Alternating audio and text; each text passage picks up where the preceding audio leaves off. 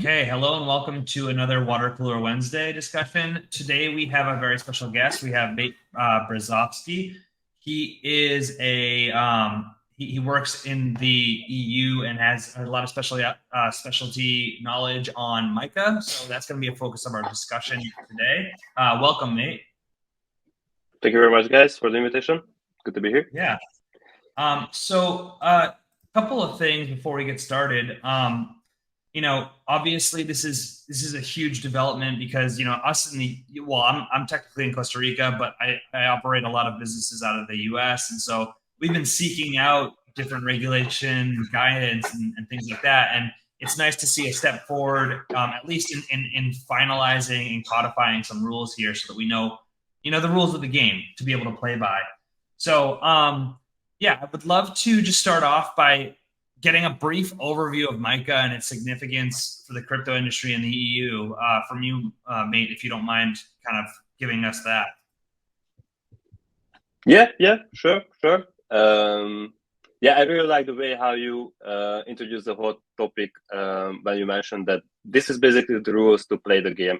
And I also consider that this is the exact direction, and that's why I'm also, pro MiCA and pro regulation in the crypto space, especially what happened in the 2022 years and until that. If we are approaching from a broader perspective, I think the main characteristics of the European regulation is that European regulation is trying to, create specific use cases, and they are trying to guide the potential service providers through those use cases. So rather than, for example, what you might experience in the US or even in Switzerland, in Europe, how they work is that they provide the licenses and they provide the guidances and the approvals on case-by-case basis. So you basically have to come up with your business proposition. You have to discover that how you protect your customers, how you operate your processes, and based on your core descriptions, of course, you have to identify yourself. For example, if you are a hedge fund, you have to identify yourself as a hedge fund. But based on the years of practice and the years of benchmark that these cases provide for the companies, they can kind of create the whole application according to what they want to do. And however, the regulation is deciding on case-by-case basis. How it's different in the UK and in the EU is that the regulations tells you exactly what kind of services you can do that can be licensed, and how you can actually operate, and how you can actually what kind of safety rules you have to keep in order to get those specific license. A really great example for this is, for example, the e-money regulation. You're probably 100% familiar with how PayPal operates. You probably know a lot about Revolut and TransferWise. These two big they're almost 10 years old. So you probably know these big neobanks from Europe. Revolut and TransferWise both started as an e-money institution, and the e-money regulation came into effect in around 2012 or 14, and that's the time when these e-money institutions have been founded. And the e-money institution is basically similar to how exactly PayPal operates. However, it has a name. So on one note, it has a name in Europe, so it's have like a really specific name and the definition on what is e-money and how an e-money institution, which is eventually a digital currency offering backed by fiat currency at a credit institution, how such operation should operate. So, and this is the guideline that MiCA follows. So instead of waiting for the different kind of companies to apply for approval from the specific authorities, they created like a holistic overview on what can be done within the crypto space, what's easy to understand.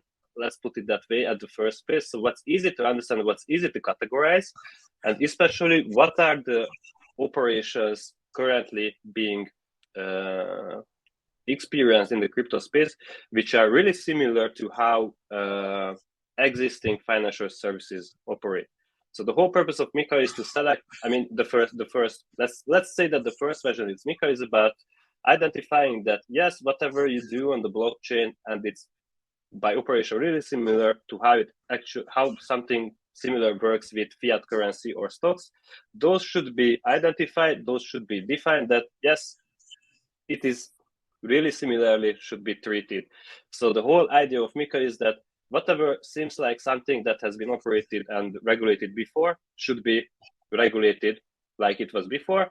And if there is something new coming up, because indeed lots of new things are coming up, if it's financially similar to financial services, or this is something as huge that it affects so many people that it should be regulated, then new regulations will be created for such operations and for such assets and so.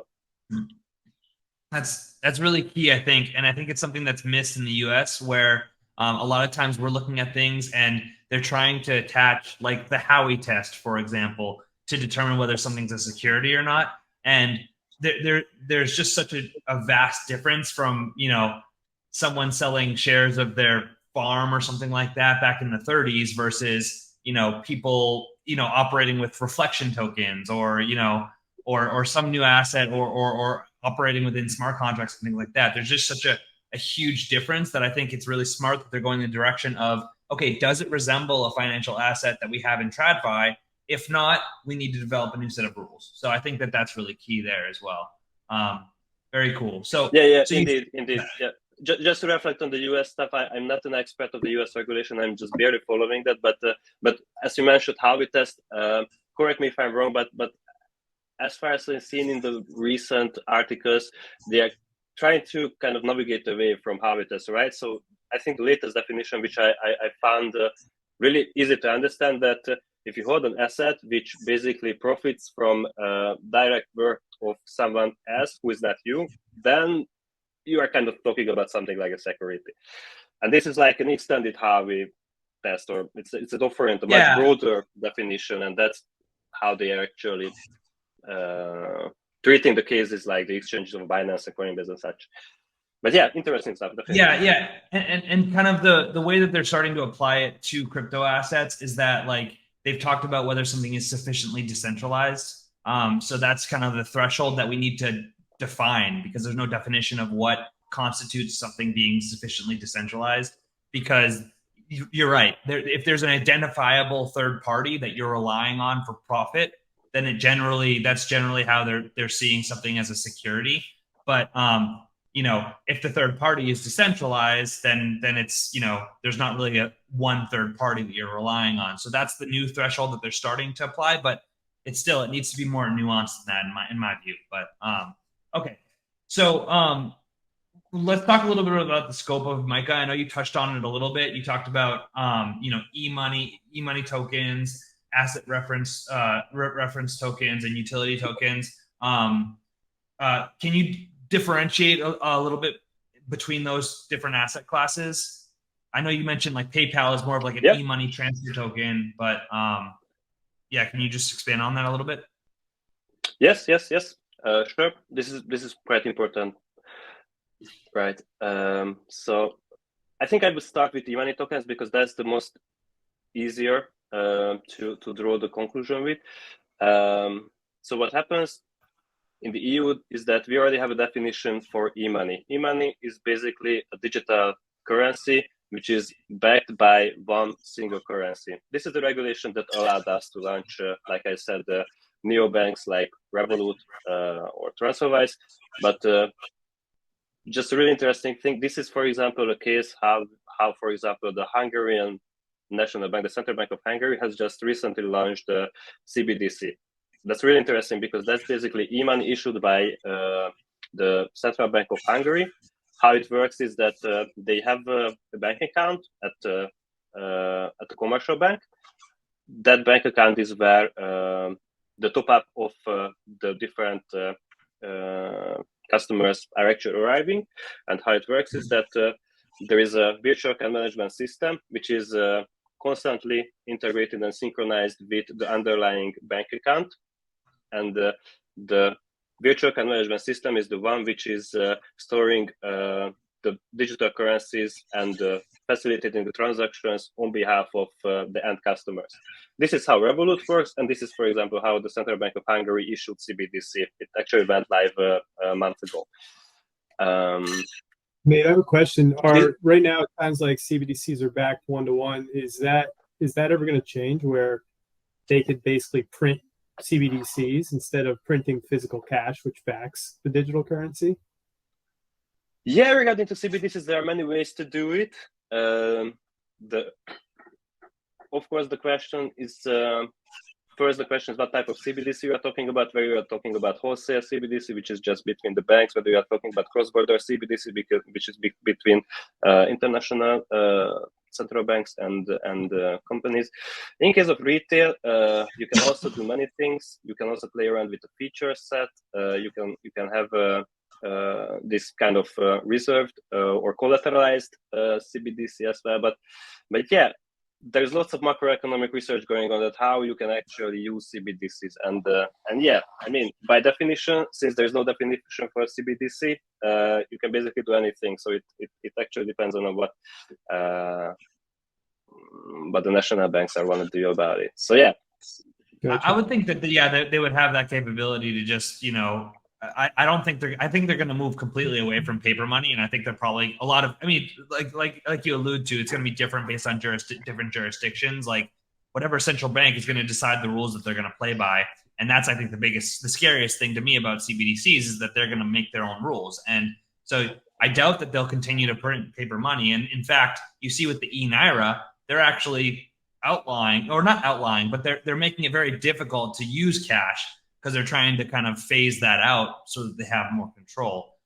You know, they're limiting your ability to withdraw funds from an ATM to like what a very small amount per day in the goal of kind of moving people away from cash. So I would assume that different governments would go in this direction as well, where you didn't need to print fiat, but some may not. Yeah, indeed. And also the purpose is can vary as well. So for example, here the first purpose was that create a digital version of cash, which is free to hold and free to transact. So that's why they actually went with this e-money solution, because on that note, you don't have to pay transaction fees to any kind of provider or any kind of network if you are facilitating the transaction within the walled garden of digital currency that you provide. Privacy is again a question. Anonymity is a question. So there are lots of questions around it. So yeah, CBDC is indeed another interesting topic. Cool. Yes. So yeah, getting back to e-money tokens. So e-money is something that already existed. The same structure was created with single currency stablecoins. How it works is that there was a bank account, and with that bank account, there was supposed to be digital currency issuing contract somewhere out there. Of course, you expected that the bank account is always in 100% sync with the underlying, with the minted cryptocurrencies. We usually hope that was the case. We still hope that, for example, in case audits around that, and this is basically where the risk lies. However, from financial service perspective, a stablecoin issuer in Europe, whether they are issuing euro-based stablecoin or whether they are issuing Hungarian forint-based stablecoin or any other kind of stablecoin, they are basically issuing e-money, because that's a digital currency backed by fiat currency, a single fiat currency. The single is really important here, because the basket of currencies will be actually another type of asset that MiCA actually allows to issue. So since the operation of stable coins is exactly the same how e-money tokens are supposed to operate, then stablecoin issuers will have to abide by the same regulations and the same guidelines as e-money token issuers. That means that they have to go through the process of obtaining e-money license, and then they have to go through on the process of actually getting a micro approval on their operations. That's let's say type number one. I think it's quite easy to understand, to handle. This is exactly the situation where you had some operation with some certain technology, and blockchain brought some innovation into the underlying technology, and you're trying to do the same. Then they put this into the same basket. Should we move on to asset reference tokens? Yeah, that's great. Thank you. Yeah, asset reference token is, I think I can introduce it as a new kind of animal in the block. Asset reference token says, the easiest definition is that behind an asset reference token, you can put anything but one single currency, official currency. So that means that you can put like a basket of currencies. You can think about Libra or DM. As far as I understand the regulation or not, the planned digital currency of Facebook is after MiCA will be something that actually, from legal perspective, will be possible in Europe. Of course, this kind of needs to be confirmed, but according to the current version of the paper, it's possible. But in addition to putting currencies into the basket, you can basically put anything with a value or right. That's what the regulation says.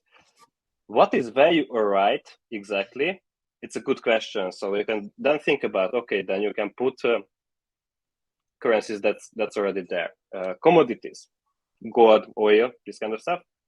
You can create a mix of gold and currencies.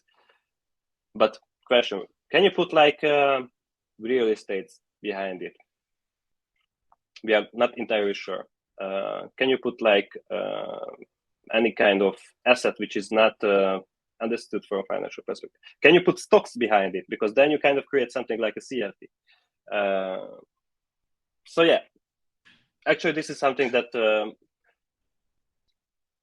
these questions are around, and if we are thinking about what's next steps regarding to MiCA, is that the European Supervisory Board and some other relevant institutions will provide exact guidances and manuals on how these exactly should be understood, and I hope that they will provide examples as well on what and how should be processed. So yeah, asset reference tokens on that note is something that can be really interesting. It allows you to issue new type of assets. It allows you to create different basket of assets, which is quite good to, for example, defend customers against potential currency volatility against each other and this kind of stuff.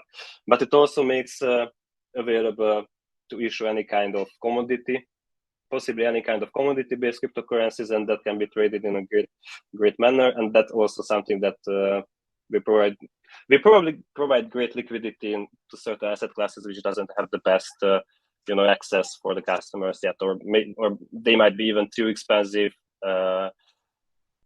this kind of stuff. So it sounds like there's still some like clarity that needs to be given as to what can be kind of in this bucket as well. Yes, exactly. And one other thing that is interesting to know is that the scope of MiCA on one hand, and the actual approval of applications under MiCA.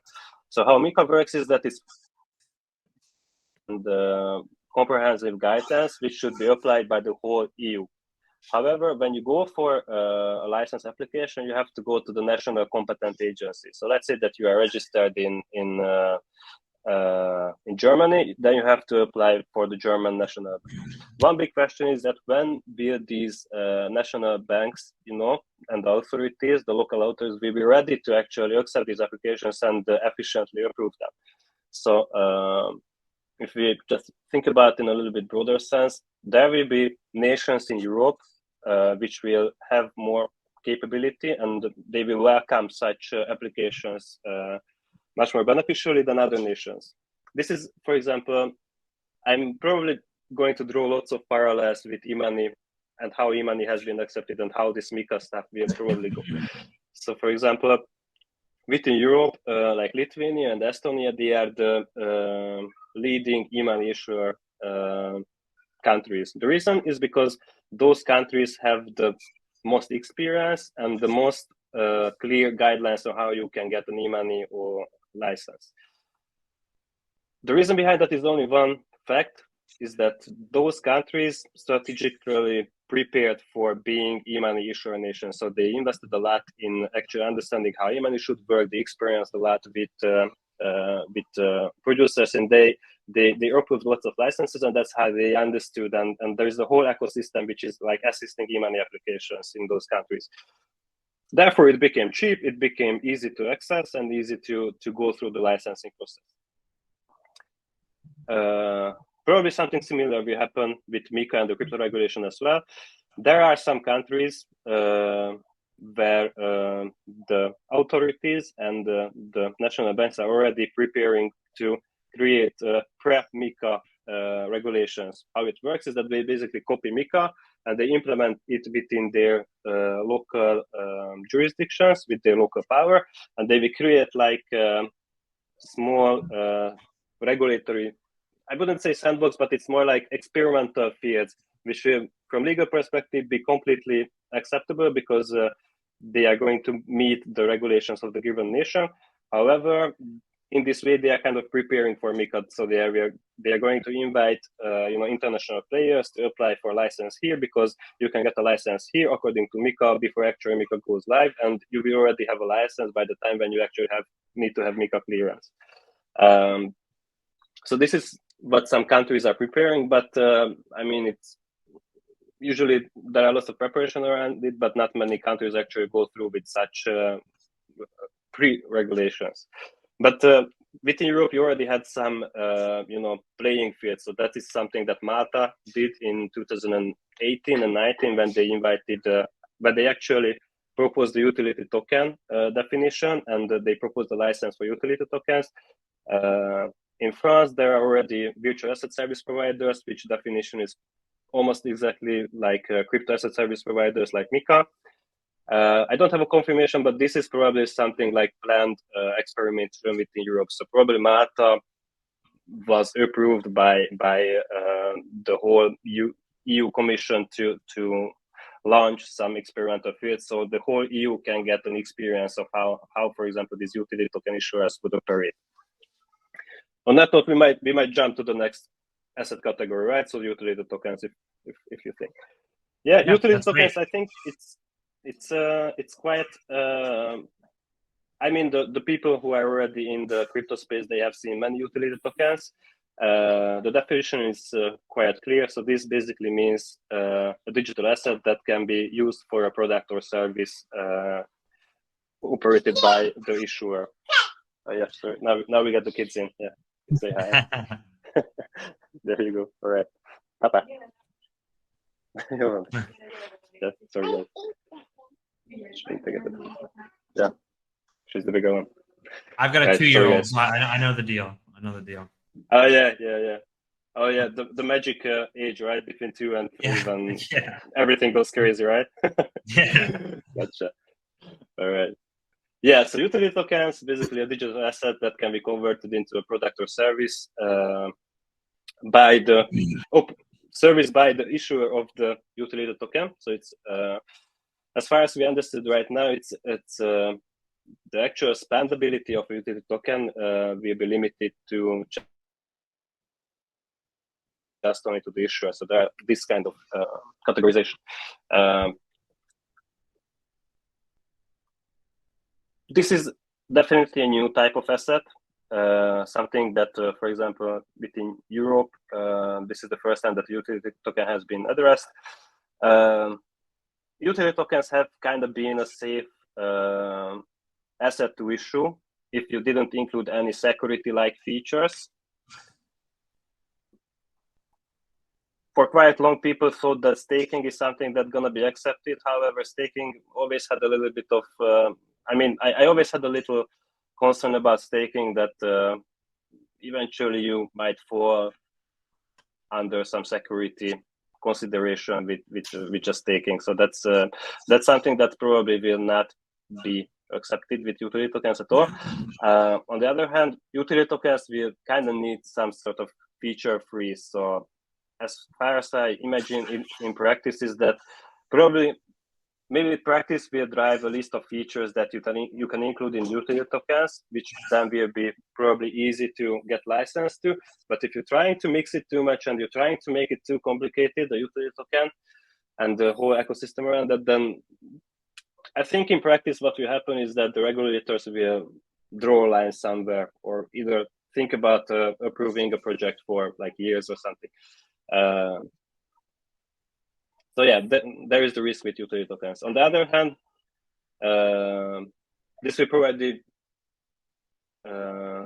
a great opportunity for especially institutions or big corporations to launch utility tokens, which if they have like a decent budget and they have some money to spend on lawyers and the technology, then they probably have an easy way to launch utility tokens. So this kind of loyalty stuff like commerce companies or any other, or especially marketplaces who are already facilitating like either secondary markets or this kind of stuff for use things, probably they will be the ones who will benefit the most from such tokens. Yeah. Cool. Great. And then yeah, I think utility token is quite clear on that note. Of course, the dev will probably rely on the details, which I think will be around the feature cuts or feature limitations, but that's definitely this is something that I really welcome, because that will allow the launch of these tokens, and utility token issuers will not have to be afraid anymore once they are operating something from Europe. Right, and there you got the other categories, and within other you can basically fit anything which has not been covered yet. Security tokens is not defined and not the scope of MiCA. The reason is probably quite easy, because security tokens will be 100% treated as stocks on that note, or similar, or bonds, so financial instruments. How, for example, the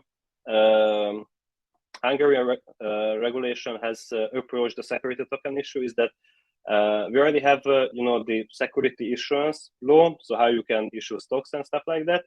They did one really easy thing. They said that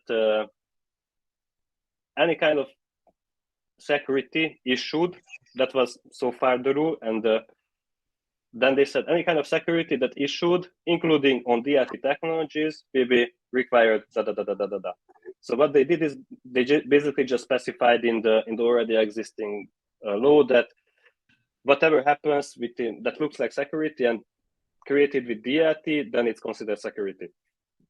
And that was quite easy way to do it. Yeah. Cool. What are the main obligations of issuers of crypto assets under MiCA? Like, so how might these obligations impact the operations of crypto businesses? Yeah, I think this is basically regarding to asset issuers. Regarding to asset issuers, you basically have to issue these assets like any other financial asset, and that means from publication perspective, you have to kind of disclose anything properly. This is not something that I think will be new in case of utility tokens as well, because that's something that the market has expected already as well from crypto asset issuers. The only thing is that so far the market has rewarded this kind of issuers who disclose everything. Nice brochure with everything that needs to be done, the asset issuer company, the stakeholders, the beneficial owners of the company. Everything has to be disclosed like it would have been a financial operation. Of course, this may be a little bit more complicated for like utility token issuers, who are like a bunch of guys who just put on the profile pictures on the landing page, and then you have a team. Now you have to validate within the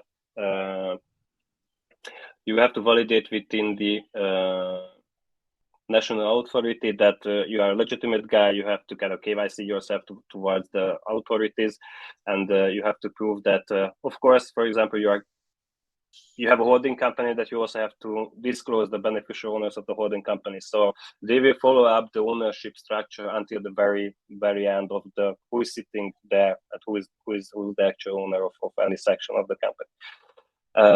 This is regarding to issuance. Regarding to emailing tokens and reserve and asset reference tokens, reserve requirements will be in the picture. Reserve requirements and also capital requirements regarding to the capital of the company will be required. I can share with you the exact numbers. This is not something that I know from the top of my head, but it's actually not that the big of an amount. So we are talking about hundred thousands of euro USD or something like that. So it's not the big part, I think, of the game, because you should have that kind of money ready when you do such project. However, regarding to how you keep your reserve, there will be also limitations, which will be really similar. This goes to e-money tokens and asset reference tokens.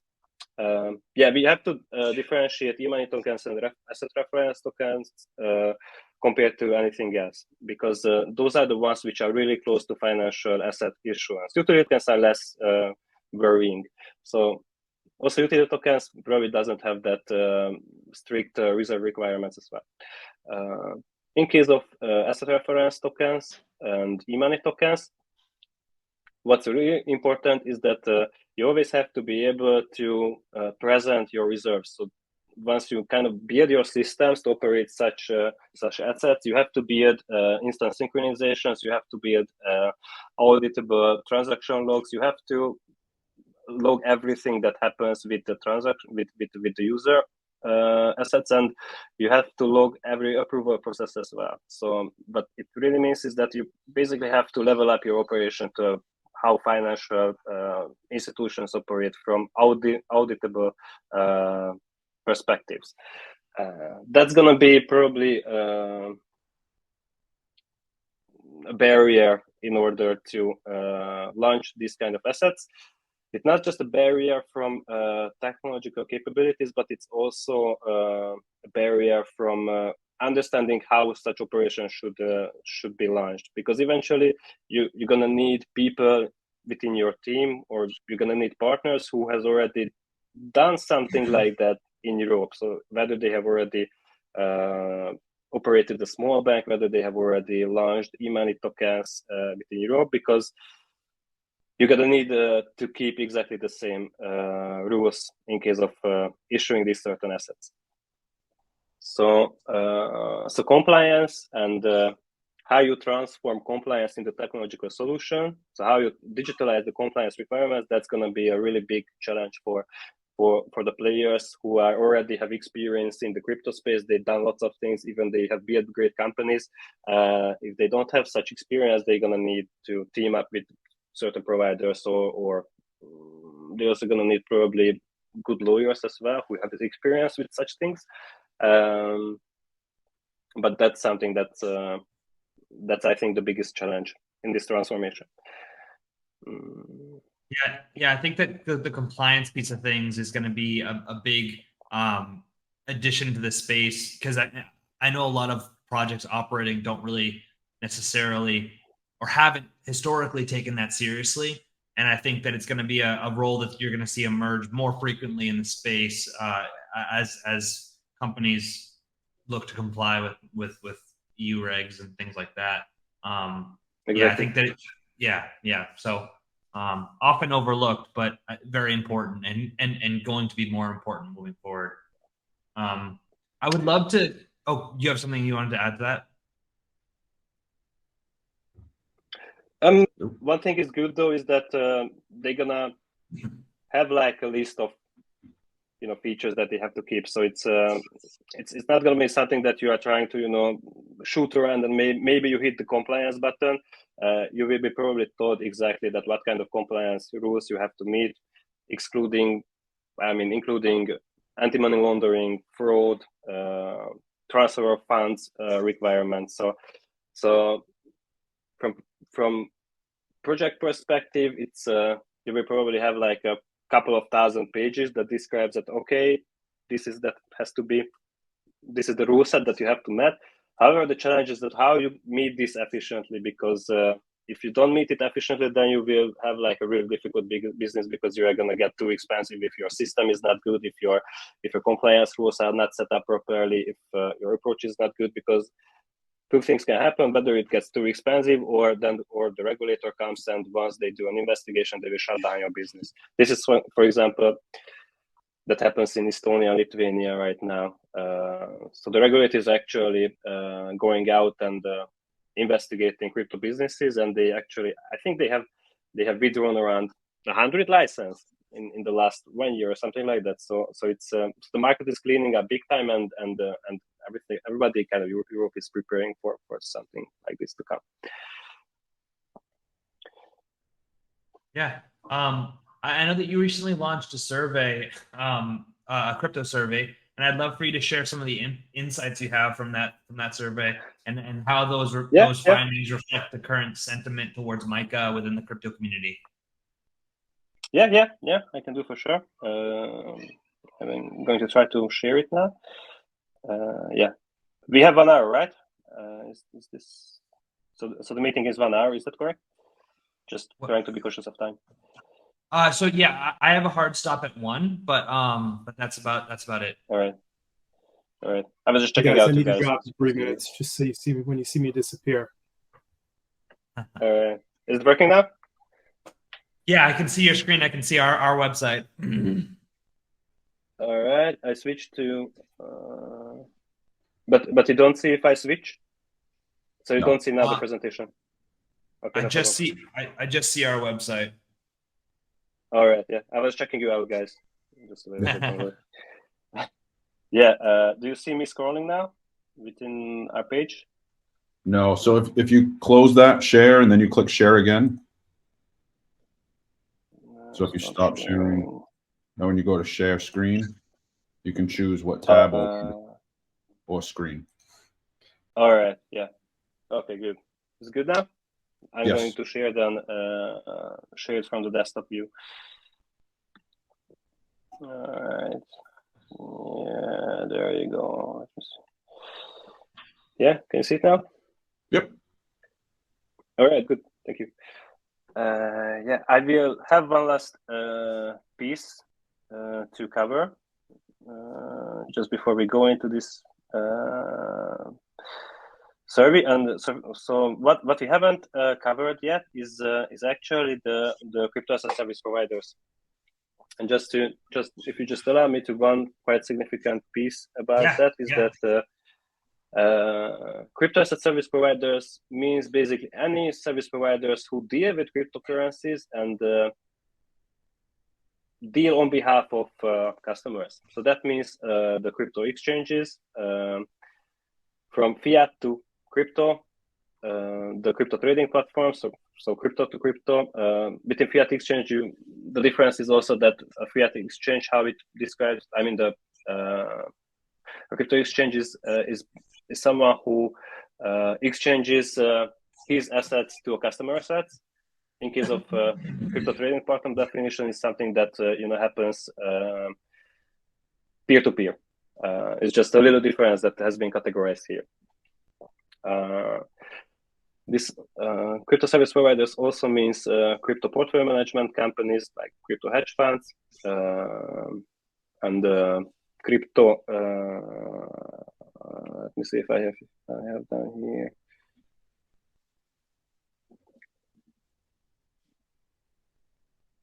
Yeah, custodians, yeah, really important. And these are the 4 which are really similar to financial service providing kind of stuff. And you have a crypto advisory and placing crypto assets. So this is those are a little bit less related to crypto financial services, so we haven't described them. But yeah, regarding and one thing is really important regarding to these crypto asset service providers is that how you actually make sure that the assets that you hold on behalf of your customers is really secure. This is exactly the issue that, for example, went wrong with FTX. So in the very moment that there is a potential that you can misbehave with the client funds, then you're gonna be in trouble. So how it's turned around is that you have to keep really secure and really really comprehensive guidances on how you keep sure that nothing bad happens with the funds that you store on behalf of clients. That means operational guidances, that means technical guidances, that means security guidance. You have to think in a level which addresses how e-money and how banks are working. So for example, if you are thinking about having a balance manager system where you keep track of the actual amounts of the money that you hold on behalf of the users, but in a virtual ledger system, and you are using cloud technology for that. There is only 2 cloud providers in Europe who are approved by the European Banking Authority to use as an underlying technology to facilitate financial services, and that's AWS and Azure by Microsoft. So when you create your system and you start orchestrating your solution, you have to build it on either these cloud platforms in order to get a final approval for such operations. This is really important because when you talked about compliance as well, Taylor, one thing that crypto exchanges, for example, was not completely thorough about is that how they actually manage these virtual accounts that they have on behalf of the clients. So that's why, for example, such problems could happen in the past, and that is something that the regulation will keep really strict about, because eventually, I mean, if you think about what's the purpose of regulation, it's to keep the money and keep the customer safe. And if you think during your planning process that something can go wrong, that's probably not doable at all. So you have to think about that, how you can make sure that everything is bulletproof. And for that, you need practices, technical practices regarding to how you operate such a solution, which is eventually meeting all the deadlines, all the guidelines. Mm-hmm. Yeah. In addition to that, there will be there's also the AML, the fraud requirements. You need proper digital KYC. You need the reserves as well for such operations. So the other general thing is really similar to asset issuers. One interesting aspect is, in case of asset issuers, is that they also have to report about the trading activity of exchanges. So that is also interesting, because there will need to be like a reporting function set up between the exchanges and the asset issuers that they are actually facilitating in case of exchange. It's just something that I haven't seen before elsewhere. So, but this goes back to asset issuers. So yeah, there are lots of things around. Yeah. Moving into the survey, we have around 10 minutes left. What we did, we created a survey and we investigated the thinking of 45 institutional player. Institutional player, I mean like big exchanges who are already on the market. So it's not about the banks and the financial institutions. It's about the crypto service providers mainly, and asset issuers who are already out on the market, and they have a company, they are legitimate, and they are kind of being in the spot who needs to eventually transform to the MiCA regulation if they want to do business in Europe.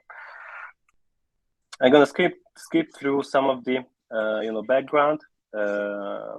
We try to have like a global coverage from both sides and from both operation. Of course, our survey is biased to Europe because we mainly live in Europe and we know the people in Europe. And when I send the MiCA survey to an Australian guy, he's like, "Oh yeah, what do I do about this?" So. But eventually, if I want to think about the results, I'm going to just flash through and stop if there is something interesting. We asked that what are the key difficulties that they foresee. It was interesting that they put reserve requirements above legal costs, because I think legal costs are something that is lessly predictable at this case. As you can see, they are less worried about operations and building technology and obtaining technology from vendors. This we mainly asked Can I just stop you for a second? It looks like you're still sharing the LinkedIn page. Can you maybe we need to just unshare and then reshare again? I just want to make sure people can see what you're talking about. Is it better now? No, I still see just the per final admin view. How about now? There we go. Here we go. Now we see it. All right. There we go. And now?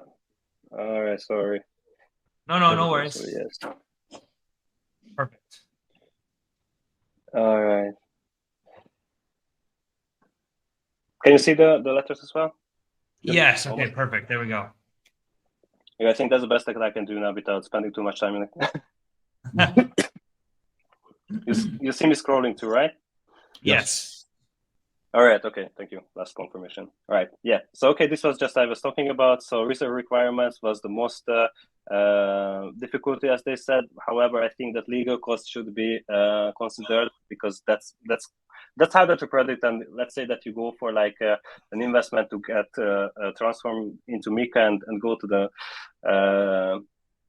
European market.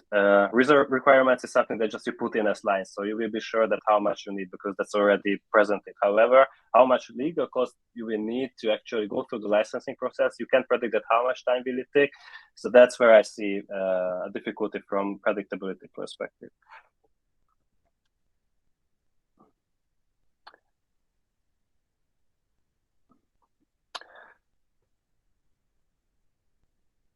Regarding to how willing the participants are for regulations, I think it's a really good amount that we have here. So basically, out of all the participants, 65% said that they are actually gearing up and they are preparing for regulation within the next few years. So that means within 2 or 3 years. So they will be almost ones who will try to get license in the very moment when it's possible, or they will be among the first ones to apply once they see some certain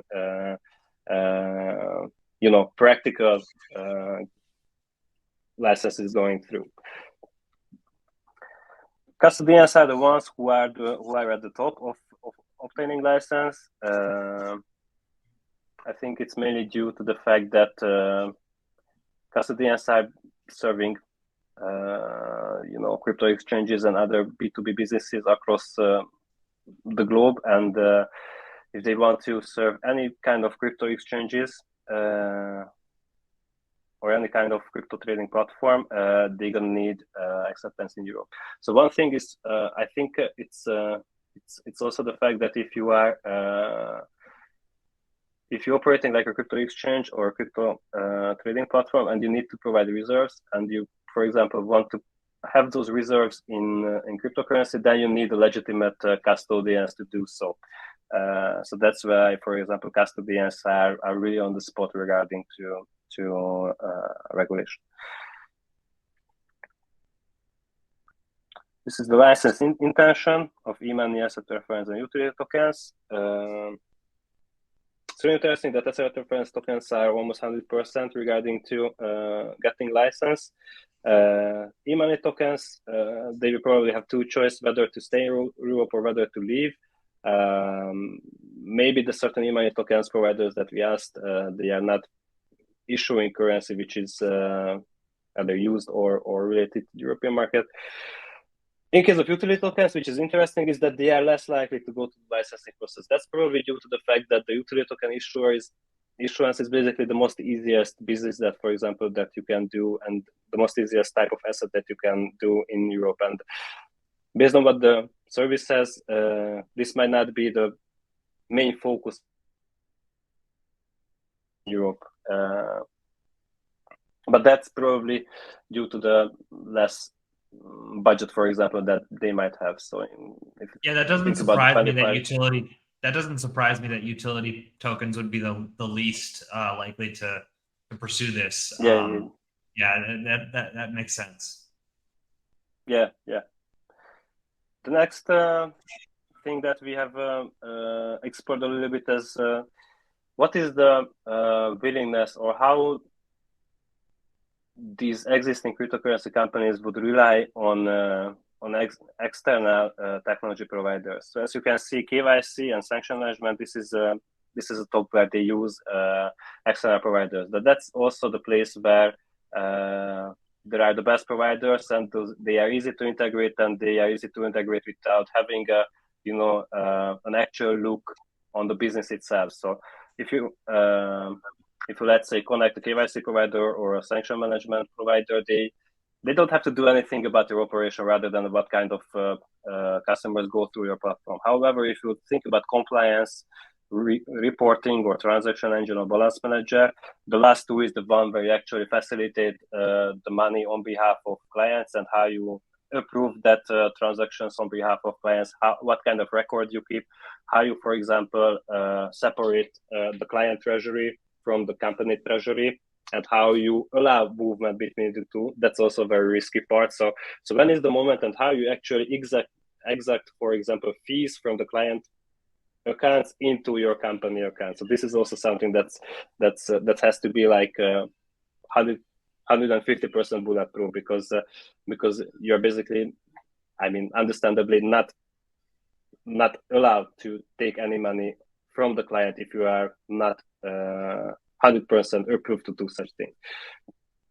And this is the part which mainly, I mean, at this stage is had in-house by the companies. However, if they have to level up that system to meet the regulations of Europe, they kind of have to be at their own. And on that note, I have to say that it's similar to like a core banking system operated by actual financial institutions. So this is probably a part where they have to really understand that what kind of providers are there in the given regions, and who has the technology that's already ready to facilitate financial service operation in Europe. Yeah, I'm also coming from the core banking space, so I don't want to. I mean, this is not me selling myself. It's my objective view rather than that.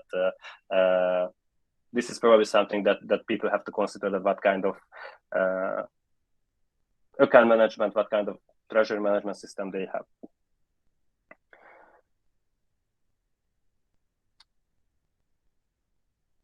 Within the research, it's more like I think these are the main findings and main